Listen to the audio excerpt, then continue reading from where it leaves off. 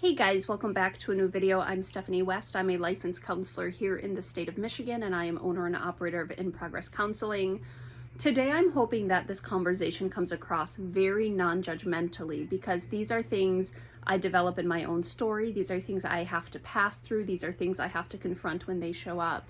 But we're going to use two words and kind of overlay them into an invitation. And the words are helplessness and childlikeness. There is this internal cry that can happen for some of us when we're feeling overwhelmed, when we're feeling frustrated, when we're not yet sure where to move or in which direction to go. There's this posture that happens of like complete helplessness. And you hear it in tone, you hear it in the language, you hear it in this kind of guttural cry of, I can't do anything, nothing's going to work out. And we use this really big loaded language that catastrophizes and just kind of globally sweeps over what some of the nuance in our story is. And it's that helplessness, because we're using that language and because we're using a posture of, I just can't do it, it's too hard. We're literally going to believe that. We're going to switch into this childlike posture of, someone come and rescue me, I just can't do it. Think of how vulnerable that makes us if the posture is complete and utter helplessness.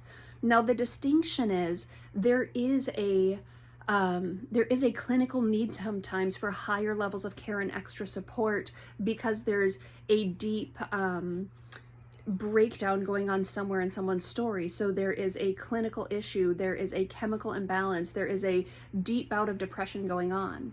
So I'm not saying that it isn't to a place of total helplessness. That can happen. But what happens sometimes is, in our overwhelm or in our exasperation, we actually put ourselves in a one down position in our story, and we present ourselves as helpless. And that is the place that I have to develop with clients often. You are not helpless. You have choices. The kind of gravitas of that is really amped up because my core demographic that I work with is people going through life ruptures and life transitions. So this is like young adults who are entering the workforce, or who are deciding, do I go left or do I go right? Do I pursue, college, or do I go into a career? Do I do some sort of vocational school? Or they're wondering, do I enter a significant relationship? Do I take that to the next step? It's people who are exiting relationships or entering relationships, people who have just had a catastrophic loss. Those are the people I spend my time with. And so to a degree, it's like the audacity to say that I'm not helpless and I have to move. And it's like, I'm not saying you have to move right this minute, but how you speak to yourself in this moment is of utmost importance.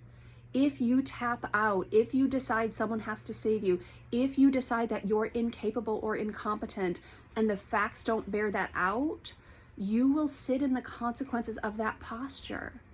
And so I often come with such a point of concern for some clients who are using very childlike, underdeveloped language, catastrophizing, and just insistent that they can't do the next step. And it's like, right, the only way to disprove that is to start taking the next step. And I can't force that in your story. I can only invite it. But you're going to have to be the person that takes the teeny tiny next step, no matter how small it is. If you aren't in motion, you're going to believe the worst about yourself. You're going to believe the worst about the world around you. And you're going to doubt that whatever this hard situation is, that you'll ever move through it. And the reason you're doubting it is because you're not moving. Now, it's not about trying to get someone to prematurely move, because there's many pieces that might keep us temporarily immobilized, right? So there's grief, or there's a reorganization that's happening. There's a dismantling and a rebuild. There's a lot of reasons we might stay paused for a bit, but to stay paused and helpless puts us in such a vulnerable space. It's not that I don't want you to be vulnerable. It's that I want you to be accurately aware of what's afforded to you. I want myself, when I am feeling overwhelmed, I have to take accurate appraisal of what's going on. Steph, A, B, and C is not going the way you wanted it, but D, E, and F are the byproduct of you pressing and striving. So if you know that's true, can you apply that over here? Can you keep going? We've talked in the past, Galatians 6:9, and let us not grow weary of doing good, for in due time you will reap if you do not give up. That is a cornerstone of my life, and I get that it makes me like obnoxiously optimistic, but it's actually why I'm good at the place that I work, in the context that I work, because I just don't believe in utter helplessness. It's not a thing.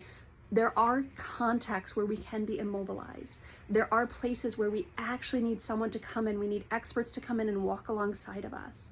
But to give up total agency puts us in a really vulnerable position, and it often puts us in a completely inaccurate position, and we have to be careful about the language that we choose.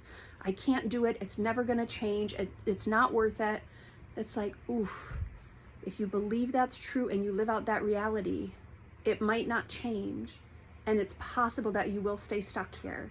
And I lament what that actually means, because there are ways to move yourself into new postures, into new places of resilience, opportunity, or even places of being okay in your story. And that's my desire for clients. And when I hear loaded language about how nothing ever works out and it's not going to pay off anyway, so why bother? I know that you're not going to bother at that point. And so we have to disrupt the helplessness. We have to ponder, might it be different if I did something different?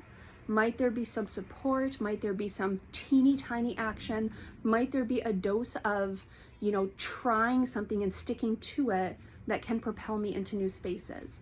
It's not all about movement, but that is a part of how we move through clinical unhealth and clinical distress. Often it does take some guided action.